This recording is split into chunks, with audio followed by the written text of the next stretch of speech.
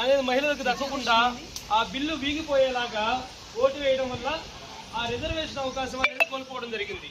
దీనికి నిరసనగా మనమందరం కూడా ఆ బిల్లు వీగిపోవడానికి కారణమైన ప్రతిపక్ష పార్టీలకి మనం ఆకాంక్ష ఏంటి, దానికి విషయంలో మన యొక్క బలంగా మహిళా రిజర్వేషన్ బిల్లు మహిళలుగా అందరూ కోరుకుంటున్నారు అని తెలియజేసే క్రమంలో ఈ నిరసన కార్యక్రమం.